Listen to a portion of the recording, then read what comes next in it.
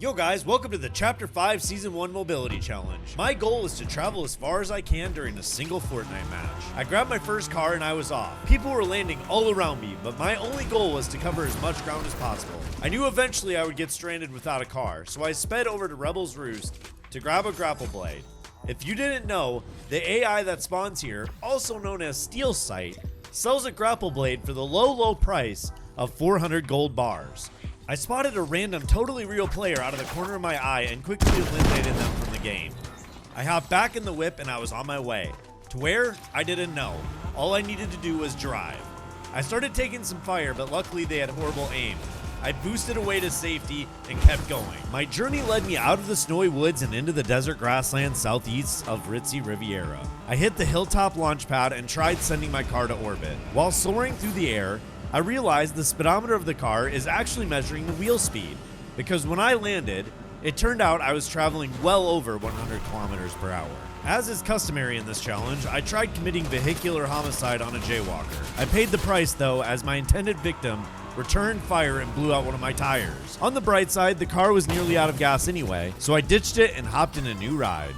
I found another pedestrian, and this time I viciously ran them down. Again, they retaliated with gunfire. I really wanted to avoid another flat, so I boosted away and kept on my mission. I knew my best bet for lasting until endgame would be to find out where the storm was going, so I set my sights on the nearest storm forecast tower. I took a quick pit stop to fill my car with fuel to ensure I could make the most of the storm intel I was about to gather.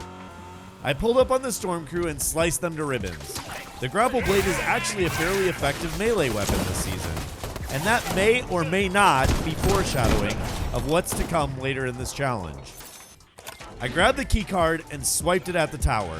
My positioning from here forward would be so much easier. I encountered another person on foot, and again they wreaked havoc on my car. I could barely control where I was going, and that led me to run over yet another player.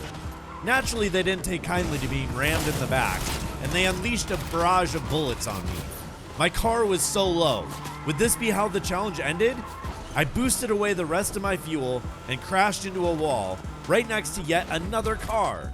The Fortnite gods might be with me on this challenge after all.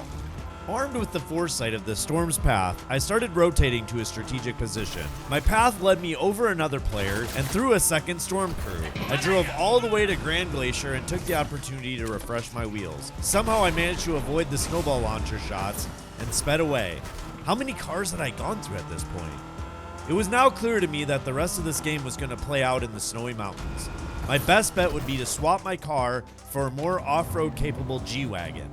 I immediately tested the four-wheel drive and immediately realized that unfortunately this truck was not bulletproof.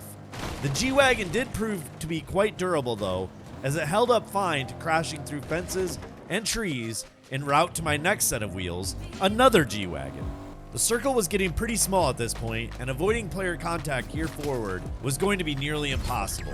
It was a top 10 situation, and I decided to drive to where I knew the storm was heading. I took some time to appreciate the views of the beautiful Chapter 5 map, and to take some precise shots at a random hiker.